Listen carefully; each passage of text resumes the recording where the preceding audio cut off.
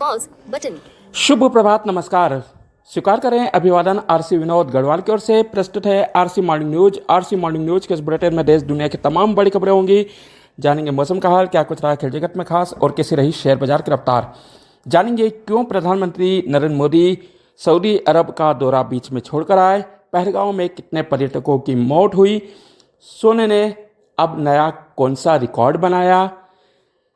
किस योग गुरु को Delhi high court ने फटकार लगाई।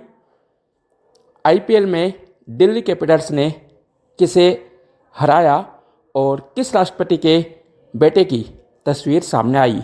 और भी बहुत कुछ। आप बने रहें रिकॉर्डिंग क्लब यूट्यूब चैनल पर। रिकॉर्डिंग क्लब यूट्यूब चैनल को सब्सक्राइब करें, वीडियो को लाइक शेयर करना बिल्कुल भी ना भूलें। समय हो गया है हर दिन की तरह आज भी आरसी पंचांग का। आज दिनांक 23 अप्रैल 2025, दिन बुधवार, विक्रम संवत 2082, सक्षवत 1947, अयन उत्तरायण, ग्रीष्म ऋतु, वैशाख मास, कृष्ण पक्ष की 10वीं तिथि, शाम 4:43 तक, तत्पश्चात एकादशी।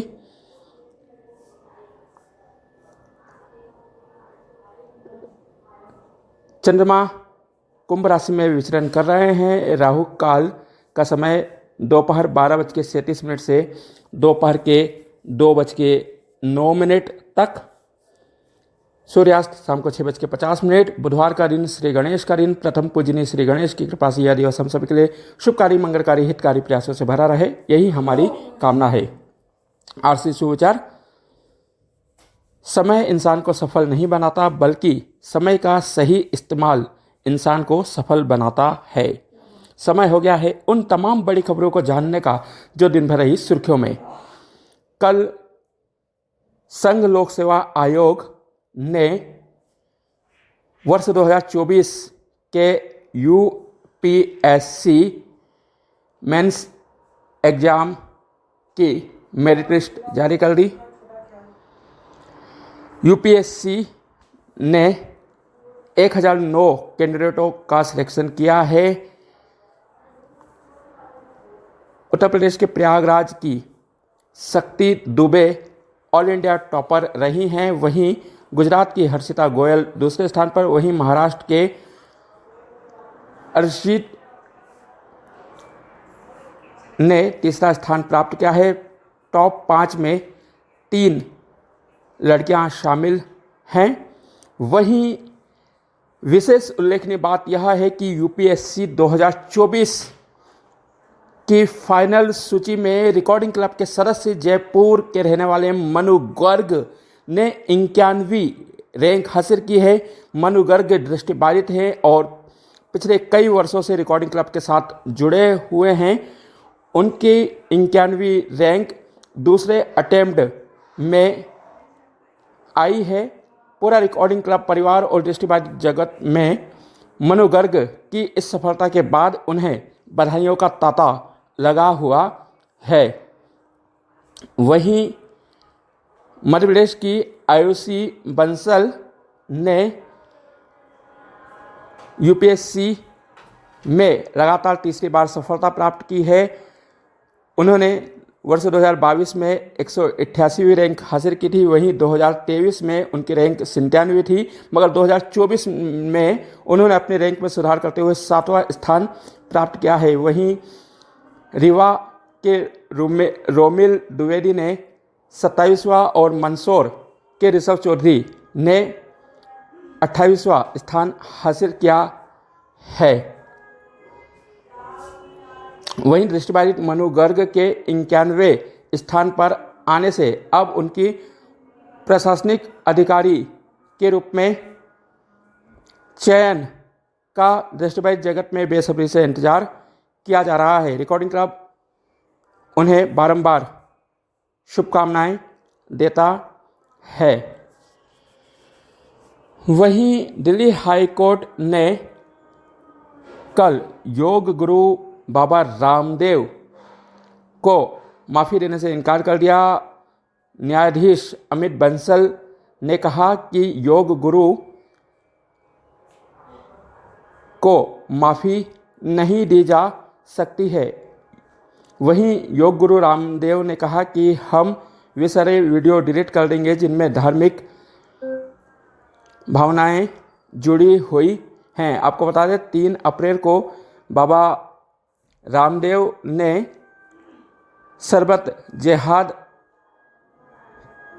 का बयान दिया था। उन्होंने कहा था कि एक कंपनी है जो कि शरबत बनाती है और शरबत के रुपयों का इस्तेमाल मस्जिद मदरसे बनाने में किया जाता है। वहीं इसे रूह अफ़ज़ा ने जोड़कर देखा था, जिस पर रामदेव ने सफाई दी थी कि हमने किसी कंपनी का नाम नहीं लिया है। यदि रूह अफ़ज़ा वाले समझते हैं तो वे शरबत जिहाद फैला रहे होंगे। वहीं कल मध्य प्रदेश के दमोह में भीषण सड़क हादसा हुआ जिसमें 8 लोगों की मौत हो गई। बताया जा रहा है जबलपुर के एक गांव का परिवार दमोह के जागेश्वर बांदकपुर के जागेश्वर मंदिर से दर्शन करके लौट रहा था। उसी दौरान दमोह के बनवारा चौकी क्षेत्र के पास महादेव घाटी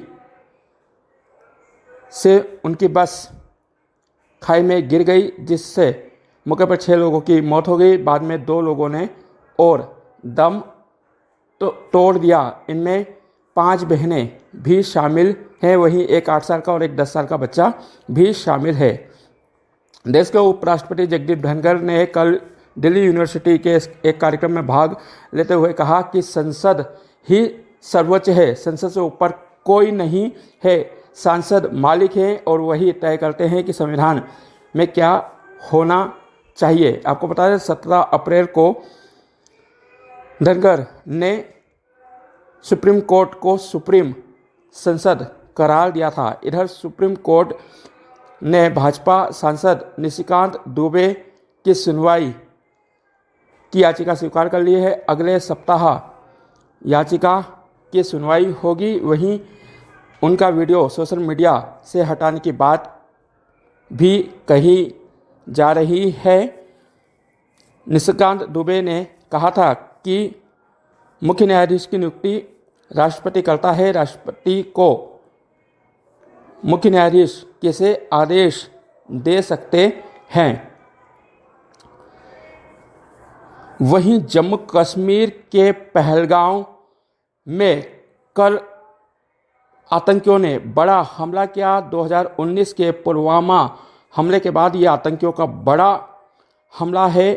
हमले में अब तक 27 लोगों की मौत की पुष्टि हुई है, वहीं 20 से अधिक घायल हैं। हमले में 2 विदेशी यात्रियों सहित 2 स्थानीय कश्मीरी और शेष गुजरात, महाराष्ट्र, कर्नाटक, तमिलनाडु, उड़ीसा के पर्यटक हैं। हमला पहलगांव के बेसरन घाटी में हुआ, जिसे मिनी स्विट्जरलैंड कहा जाता है। पर्यटक यहां खाने पीने की दुकानों के आसपास घूम रहे थे। वहीं कुछ पर्यटक घुड़सवारी का आनंद ले रहे थे। उसी दौरान आतंकियों ने पहले कलमा पढ़ाया, जिसने कलमा नहीं पढ़ा उसे गोलियां मार दी। आतंकियों ने सीधे बहुत नज़दीक से गोलियां मारी हैं। उनका टारगेट सिर था कि सिर पर सीधे गोली मारी जाए और लोगों को मौत के घाट उतारा जाए। यह पहला बड़ा नागरिकों पर किया जाने वाला हमला था। इसके पहले 2019 में CRPF की बस को निशाना बनाया गया था। इस घटना की खबर सुनते ही प्रधानमंत्री नरेंद्र मोदी सऊदी अरब में अपना दौरा बीच में छोड़कर भारत लौट आए हैं। वहीं केंद्रीय गृह मंत्री अमित शाह ने श्रीनगर पहुंचकर राजभवन में उच्च स्तरीय बैठक की, जिसमें सेना और प्रशासन के उच्च अधिकारी शामिल हुए। आतंकियों की खोज के लिए सुरक्षा बलों की सभी एजेंसियों ने मोर्चा संभाल रखा है। वे चप्पे चप्पे पर छानबीन कर रहे हैं। हेलीकॉप्टर की भी सहायता ली जा रही है। आतंकियों को मुंहतोड़ जवाब देने के लिए सरकार हर संभव प्रयास करने की बात कर रही है। रक्षा मंत्री राजनाथ सिंह ने सेना प्रमुख उपेंद्र द्विवेदी से हालातों की जानकारी ली है। वहीं इस हमले से पूरे देश में रोष व्याप्त है। हमले की जिम्मेदारी लश्कर तोयबा ने ली है। वहीं इस हादसे ने अब कश्मीरियों के पेट पर भी लात मारी है। पहलगांव श्रीनगर में कश्मीर घूमने इस सीजन में भारी संख्या में पर्यटक पहुंचते हैं। पर्यटकों में एक डर का माहौल उत्पन्न हो गया है। वहीं आज तक संवाददाता ने मौत का आंकड़ा 28 पहुंचने की बात की है। कई गंभीर रूप से घायल लोग हैं। मृतकों की संख्या और भी बढ़ सकती है। गंभीर रूप से घायलों को सेना के अस्पताल एवं श्रीनगर के मेडिकल कॉलेज में भर्ती कराया गया है, जहां पर उनका इलाज किया जा रहा है। वहीं लगातार देश में इसके विरोध में लोग गुस्सा जाहिर कर रहे हैं। कर्नाटक के पूर्व डीजीपी हत्या मामले में पुलिस ने बड़ा खुलासा किया है। पुलिस ने कल खुलासा करते हुए उनकी पत्नी पर ही हत्या का आरोप लगाया है। बताया जा रहा है कि रात्रि भोज के दौरान पति पत्नी में कुछ कहासुनी हुई। पत्नी ने पहले उनको मिर्ची झोंकी। जब वे इधर उधर भागने लगे तो पत्नी ने पेट, गले, तमाम जगहों पर चाकू से हमला कर दिया, जिससे उनकी मौत हो गई। लगातार पुलिस उनकी पत्नी को हिरासत में लेकर पूछताछ कर रही है।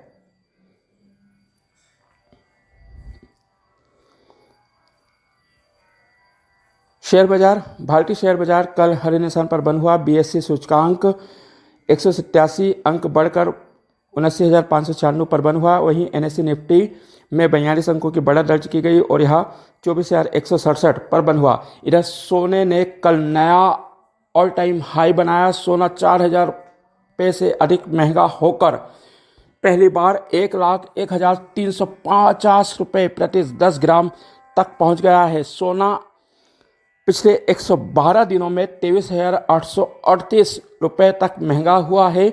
यह इस वर्ष 1,30,000 रुपये प्रति 10 ग्राम तक बिक सकता है। क्रिकेट। आईपीएल के 40वें मुकाबले को दिल्ली कैपिटल्स ने 8 विकेट से जीत लिया है। कल लखनऊ के एकाना स्टेडियम में टॉस जीतकर दिल्ली ने पहली गेंदबाजी चुनी। टॉस हारने के बाद लखनऊ सुपर जायंट्स ने निर्धारित 20 ओवर में 6 विकेट के नुकसान पर 159 रन बनाए।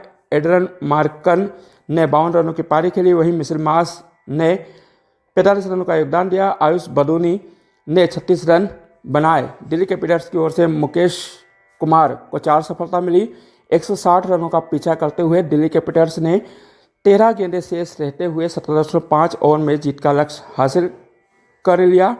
अभिषेक पुरेन और केएल राहुल ने अर्धशतकीय पारी खेली। लखनऊ की ओर से एडन मार्कन को 2 सफलताएं मिली। वहीं रूसी राष्ट्रपति पुतिन के बेटे की पहली तस्वीर सामने आई है। टेलीग्राम पर 2 तस्वीरें जारी की गई हैं। उनके साथ उनका 4 साल का छोटा भाई भी दिखाई दिया है। वहीं अमेरिका के साथ भारत ने ट्रेड डील का मसौदा तैयार कर लिया है। इसकी जानकारी कल अमेरिकी उपराष्ट्रपति जेडी वेंस ने राजस्थान इन्वेस्टमेंट समिट में दी। उपराष्ट्रपति ने कहा कि यह राष्ट्रपति ट्रंप और प्रधानमंत्री नरेंद्र मोदी के विजन को साकार करेगा। यह मसौदा फाइनल डील की नींव तैयार करेगा। वहीं उन्होंने कहा कि भारत में मेरे से ज़्यादा मेरी पत्नी बड़ी सेलिब्रिटी है। उन्होंने कल जयपुर के आमेर कोर्ट किले का अपनी पत्नी और बच्चों के साथ दौरा किया। सिटी पैलेस भी घूमे। वहीं समाचारों में वक्त हो गया है उन तमाम बड़ी खबरों को जानने का जिन पर रहेगी हमारी नज़र। आज प्रधानमंत्री नरेंद्र मोदी की अध्यक्षता में सुरक्षा कैबिनेट की बैठक होगी। दिल्ली कोर्ट में पूर्व मुख्यमंत्री अरविंद केजरीवाल की याचिका पर सुनवाई होगी। ईडी के 9 संबंधों से जुड़ा मामला है। चुनाव रणनीतिकार प्रशांत किशोर बिहार विधानसभा चुनावों से पूर्व आज बिहार से उद्घोष यात्रा शुरू करेंगे। वे एक महीने में 50 रैलियों को संबोधित करेंगे। कुछ खबरें संक्षेप में। इंदौर कलेक्टर ने इंदौर जिला शिक्षा अधिकारी को लापरवाही बरतने के संबंध में निलंबित कर दिया है। संयुक्त कलेक्टर विजय मंडलोई को प्रभारी शिक्षा अधिकारी बनाया गया है। वहीं मध्य प्रदेश के छतरपुर में एक 8 साल की बच्ची के साथ दुष्कर्म का मामला सामने आया है। पुलिस ने मुख्य आरोपी को गिरफ्तार कर लिया है। शंकराचार्य ने धीरेन्द्र शास्त्री पर हमला बोलते हुए हिंदू राष्ट्र की जगह हिंदू गांव बनाने की बात कही है। तमाम बड़ी खबरों पर आरसी न्यूज़ की नज़र बनी रहेगी। आप बने रिकॉर्डिंग क्लब यूट्यूब चैनल पर। आप सभी का दिन शुभ एवं मंगलमय रहे। जाते जाते सुविचार देते जाते हैं कि समय आपको बर्बाद नहीं करता है। समय की बर्बादी का मतलब है जिंदगी को बर्बाद करना। नमस्कार। HiQ. Free space. Stop button.